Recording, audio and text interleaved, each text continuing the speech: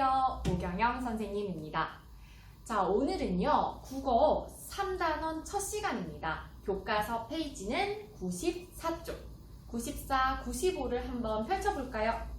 이렇게요. 가끔 보면 친구들이 교과서에서 단원의 이 시작 부분 있죠. 단원을 소개하는 이 부분을 그냥 휘리릭 이렇게 지나가고 바로 이 페이지부터 공부를 하는 친구가 있어요. 하지만 단원 이름, 단원명은 굉장히 중요해요. 그래서 우리가 한번 세심하게 볼 필요가 있는데 어떤 친구의 이름도 모르면서 그 친구랑 친해질 수는 없잖아요. 그래서 여러분, 바로 이 단원의 이름을 잘 살펴보고 이번 단원에서 무엇을 공부할지를 생각하는 게 굉장히 중요한 시작입니다. 자, 단원 이름을 한번 다 같이 읽어볼까요? 하나, 둘, 짜임새 있게 구성해요. 자, 짜임새 있게 구성을 할 건데 무엇을? 국어 시간이니까 말이나 글을 짜임새 있게 구성을 하겠죠. 바로 말 또는 글을 짜임새 있게 구성을 할 건데 짜임새라는 말은 어떤 뜻일까요? 우리 국어니까 의미를 한번 생각해 볼까요? 자, 가끔 옷감이, 좋은 옷감이 촘촘하다, 짜임새 있다라고 표현을 하죠. 그래서 뭐 옷이 짜임새 있다라는 얘기는 이렇게 잘 짜여져 있다라는 이야기예요. 자, 여기서 우리가 유추할 수 있다. 짜임새 있다라는 뜻은 잘 연결이 되어 있다라는 뜻으로 생각을 할 수가 있고요. 두 번째 뜻은 지금 보니까 잘 짜여져 있는 글, 말은 빈 공간이 없다, 틈이 없다, 또는 뭔가 덧붙여지는 이런 군더더기가 없다, 틈이나 점이 없다, 그러니까 깔끔하다라는 뜻이에요. 즉, 말이나 글을 짜임새 있게 구성을 한다면 앞뒤가 잘 연결되어 있고 어떤 빈 공간, 그러니까 빠진 내용이 없고 그리고 괜히 덧붙이는 내용 없이 아주 깔끔하다라는 뜻입니다. 이번 단원에서는 그러니까 말을 또는 글을 깔끔하게 잘 전달하는 것, 빼뜨리는 내용 없이 빼먹는 내용 없이 잘 전달하는 것을 공부하도록 하겠습니다. 그것을 위해서 가장 중요한 게 이번 단원에서는 단원명 밑에 보면 다양한 자료를 체계 있게 짜서 발표해 봅시다 라고 했죠. 그러니까 이번 단원은 글보다는 말하는 단원이에요. 그런데 그냥 하는 게 아니라 다양한 자료를 이용해서, 즉 그냥 하는 게 아니라 다양한 자료요. 다양한 자료를 활용할 거예요. 자, 이 자료는 뭐 사진 자료가 될 수도 있고 그리고 뭐 그림, 도표, 그래프 여러 가지가 활용이 될 수가 있겠죠. 자, 이번 단원은 그래서 이런 단원이고요. 이 밑에를 한번 봐볼게요.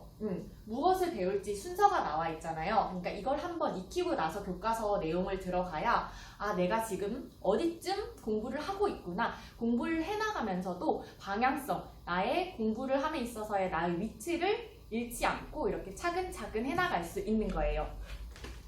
자, 무엇을 배울지 첫 번째는 공식적인 말하기 상황.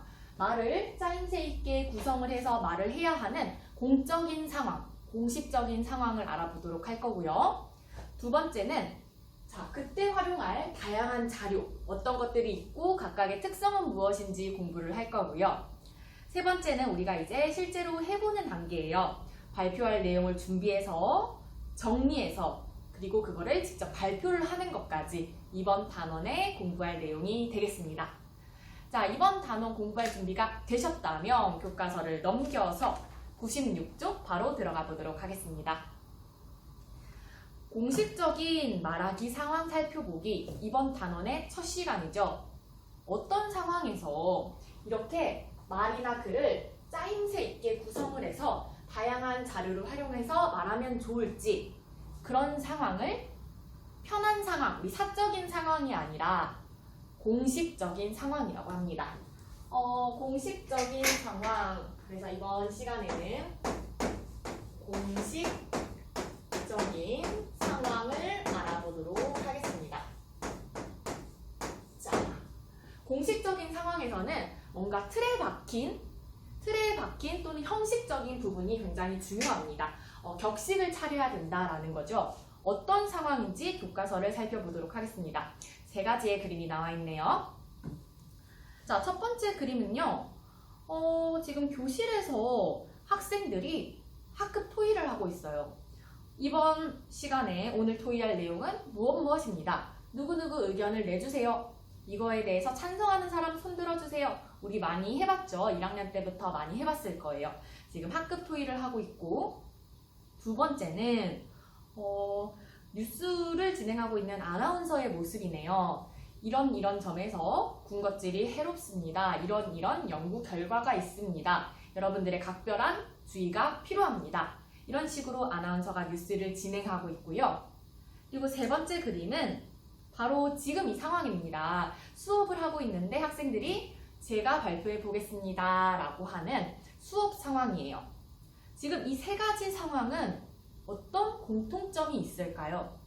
지금 세 개 모두 공식적인 상황인데 어떤 공통점이 있을까? 그 공통점이 바로 공식적인 상황의 특징이 되겠죠.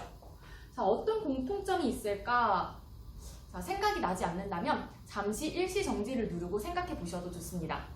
자, 어떤 공통점이 있을까? 제가 발표해 보겠습니다. 오늘 토의할 내용은 무엇입니다. 군것질은 해롭습니다. 뭐뭐 합니다. 그렇습니다. 바로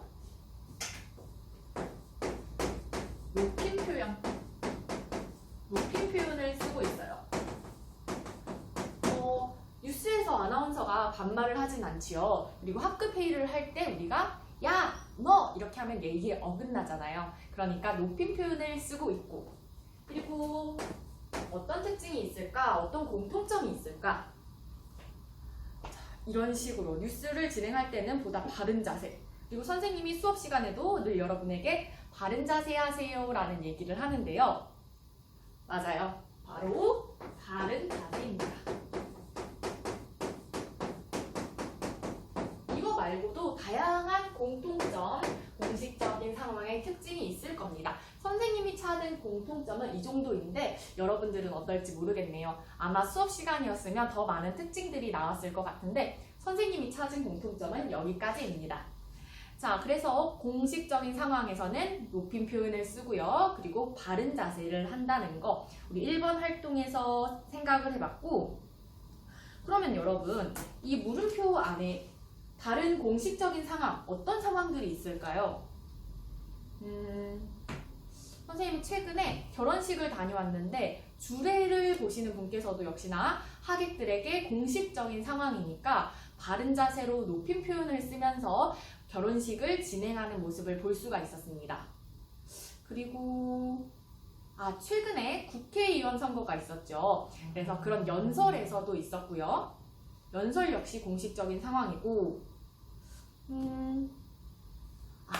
선생님이 태어나서 처음으로 겪었던 공식적인 상황, 기억이 나는 공식적인 상황은 반상회였어요. 여러분 혹시 반상회라고 들어보셨나요? 여기 반상회.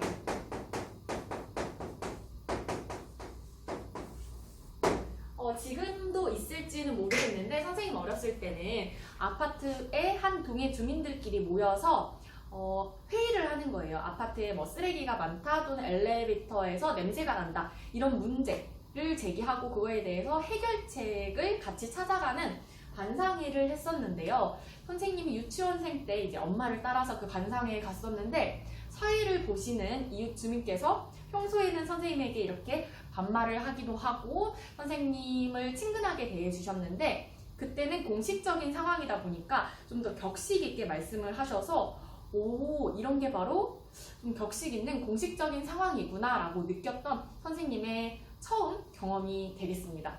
여러분들은 어떤 경험을 처음으로 하셨을지 궁금한데 자꾸 이렇게 여러분 없이 수업을 하다 보니까 여러분에 대해서 더 궁금해지네요. 네, 좋아요. 꼭 다시 일찍 어서 만날 날을 기다리면서 교과서 97쪽으로 넘어가 볼게요. 공식적인 상황을 좀 더 깊숙이 이번 활동을 통해서 알아보도록 하겠습니다. 자, 지금 정교 학생회 회장단 선거 후보의 연설을 듣고 물음에 답해 봅시다 라고 했는데요. 이건 듣기 자료가 필요한데 선생님이 직접 읽어주려고요. 그래서 선생님이 읽어줄 건데 선생님의 이 연설문을 듣고 여러분들은 이 4가지를 답해 주시면 되겠습니다. 지금 선생님과 나성실 학생이 나오는 듣기 자료입니다. 자, 선생님이에요. 다음은 기호 2번 나성실 학생의 소견 발표를 들어보겠습니다. 자, 나성실 학생입니다. 안녕하세요. 저는 전교 학생회 회장단 선거에 입후보한 나성실 학생입니다. 저는 가고 싶은 학교, 즐거운 학교를 만들고 싶어서 이 자리에 섰습니다. 우리 학교에서는 지난해 학생들이 학교에 바라는 점을 설문조사했습니다. 학생들이 학교에 바라는 점 가운데 가장 많이 나온 의견은 바로 깨끗한 화장실을 만들어주세요 라는 의견으로 47%가 나왔습니다. 학생들이 나오네요. 맞아요, 맞아요. 내가 그거 투표했어요. 좋아요, 좋아요. 그랬더니 나성실 학생이 저는 이러한 여러분들의 의견을 교장 선생님께 적극적으로 말씀드리고 전교학생회에도 의견을 모아 꼭 깨끗한 화장실을 만들겠습니다. 저는 최근에 오늘의 순위라는 책을 보았습니다. 이 책은 우리나라의 여러 가지를 조사한 순위를 알려주는 책인데 우리나라의 초등학생 가운데 꿈이 없는 학생이 남학생은 14.2%, 여학생은 16.7%라고 합니다. 꿈을 아직 정하지 못한 게 아니라 꿈이 없다는 이야기입니다. 100명 가운데 15명은 꿈이 없는 학생이라니 어릴 때부터 공부만 열심히 하라는 말을 지겹게 들어온 결과가 아닌가 싶습니다. 마음이 아프네요. 그래서 저는 우리 학교의 학생들만큼은 꼭 누구나 꿈을 하나씩 정하고 그 꿈을 이루려고 노력하도록 도와주고 싶습니다. 그래서 첫째, 여러분이 꿈을 찾을 수 있게 여러 가지 직업을 체험할 수 있는 직업체험학습을 가도록 노력하겠습니다.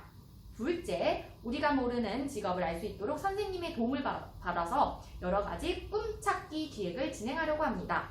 여러분, 깨끗한 환경, 화장실, 그리고 꿈이 있는 학교를 만들려고 최선을 다하겠습니다. 기호 2번 나성실 꼭 뽑아주십시오! 라고 이렇게 듣기 자료가 있었습니다.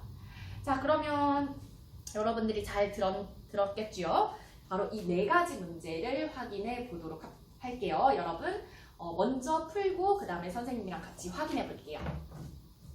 자, 여러분 97쪽 다 푸셨나요? 그럼 확인을 해보도록 하겠습니다.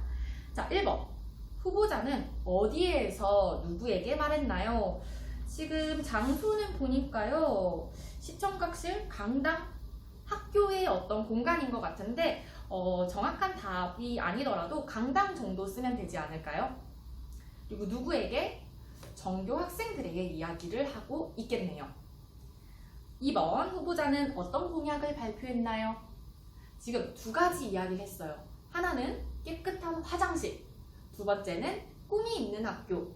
그런데 이 꿈이 있는 학교를 만들기 위해서 지금 직업체험 이야기를 했던 것 같고요. 그리고 여러 가지 꿈찾기 기회 이렇게 얘기를 했네요. 화장실, 깨끗한 화장실, 그리고 꿈. 근데 이 꿈은 꿈찾기 프로젝트, 그리고 직업체험 이런 식으로 여러 가지를 공약을 발표를 했습니다. 이 공약은 당연히 당선이 되면 꼭 지켜야겠지요.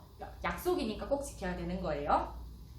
자, 그리고 3번 후보자는 의견을 발표할 때 지금 이 공식적인 상황에서 높임 표현과 바른 자세를 하고서 이야기를 했는데 바로 어떤 자료를 계속해서 활용을 하고 있습니다.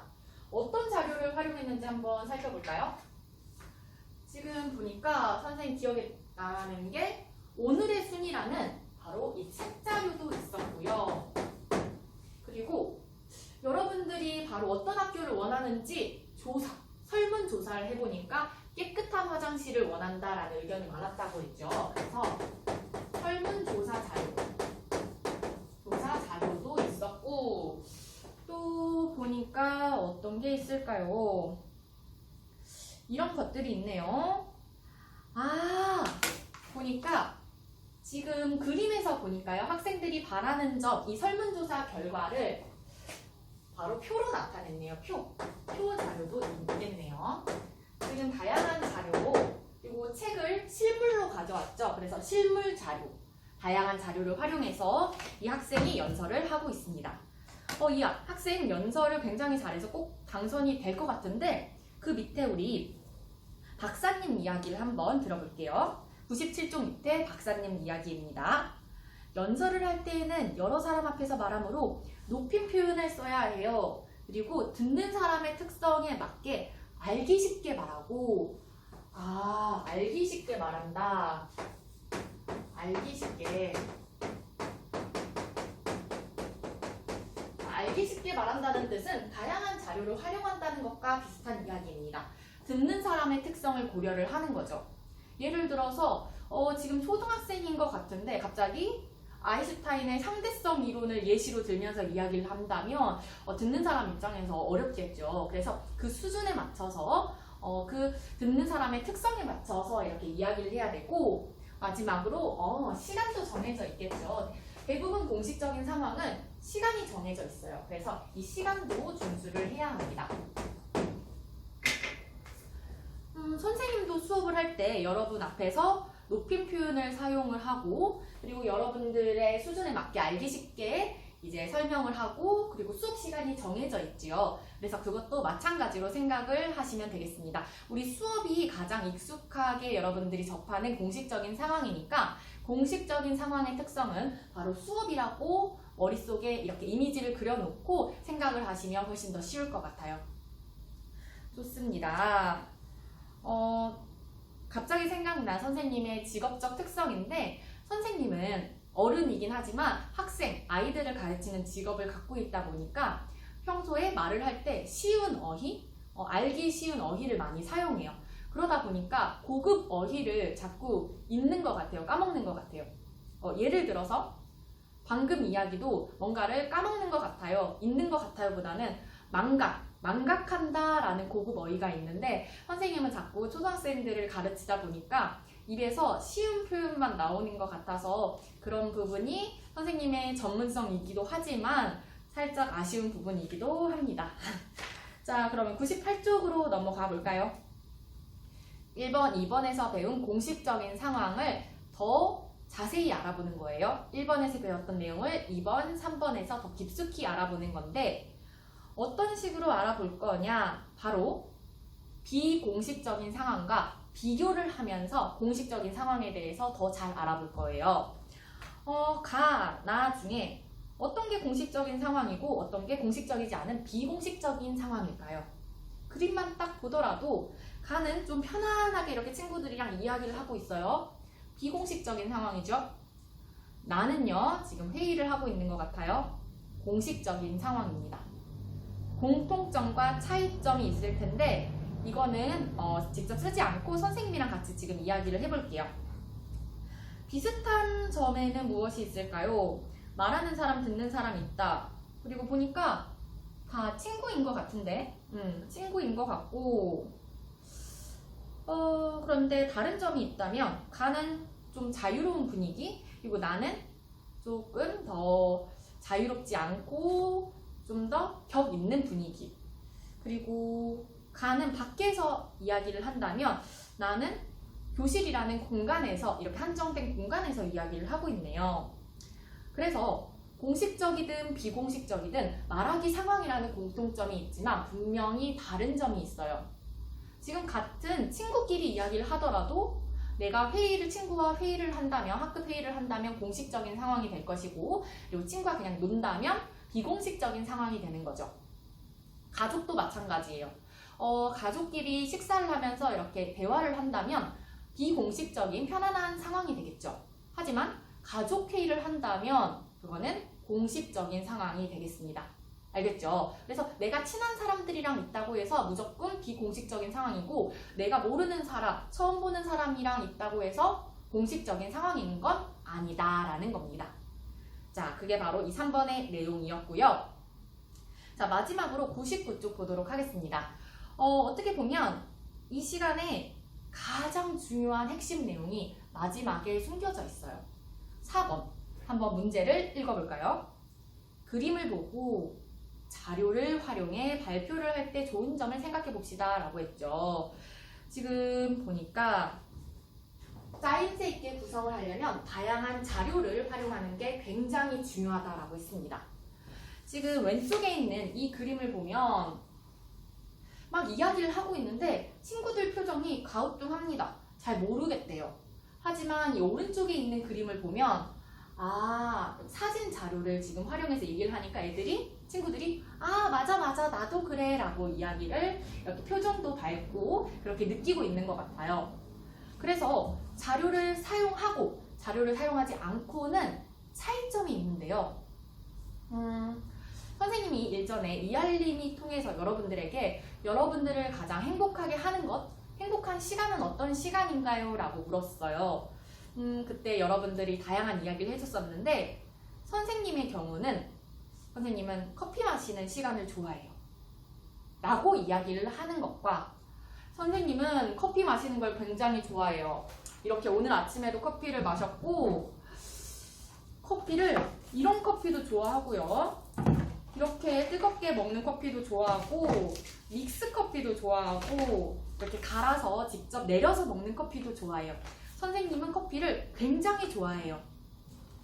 이렇게 실물 자료, 이런 자료를 활용해서 선생님이 여러분에게 말을 한다면 여러분은 선생님이 그냥 얘기했을 때랑 어떤 다른 점이 있을까요? 좋은 점. 자, 좋은 점은 맞아요. 오래오래 기억이 남을 거예요. 그래서 어디에 이약쓸까? 다양한 자료를 활용한다면 오래오래 기억이 될 수 있고 또 어려운 내용을 이해할 때 과학 같은 경우도 우리가 직접 손으로 만지고 이런 자료를 과학적 도구를 사용해서 실험을 하면 쉽게 이해를 할 수가 있겠죠. 그리고 무언가를 얘기할 때 공감을 쉽게 살 수도 있을 것이고 어쨌든 자료를 활용하지 않는 것과 자료를 활용하는 것은 굉장히 큰 차이가 있어요. 듣는 사람으로 하여금 집중하게 만드는 효과도 있겠죠. 선생님이 이걸 들으니까 여러분들은 이게 뭐야 하고 집중을 하잖아요. 그러니까 자료를 활용하면 보다 이해하기 쉽고 그리고 쉽게 이렇게 집중을 받을 수 있다라는 점도 기억을 하시면 좋겠습니다. 자, 이렇게 해서 오늘은 공식적인 상황과 공식적인 상황의 특징, 높임 표현, 바른 자세, 그리고 듣는 사람에 따라서 알기 쉽게 말하고 시간이 정해져 있고 이런 다양한 특징들이 있다. 암기하실 필요는 없습니다. 그리고 다양한 자료를 활용을 하는 게 좋은데 어떤 점이 좋냐 하면 쉽게 기억할 수 있고 그리고 이해하기도 쉽고 집중을 받을 수 있다까지 이번 시간은 이렇게 공부를 해보았습니다. 자, 다음 시간에는요. 다양한 자료의 특징을 더 자세히 알아볼 거고요. 그리고 더 나아가서 이번 단원에서는 여러분들이 직접 다양한 자료를 활용해서 짜임새 있게 구성을 해서 발표하는 것까지를 해보도록 하겠습니다. 자, 이번 시간은 여기까지고요. 모두 수고하셨습니다. 그럼 다음 시간에 만나도록 하겠습니다.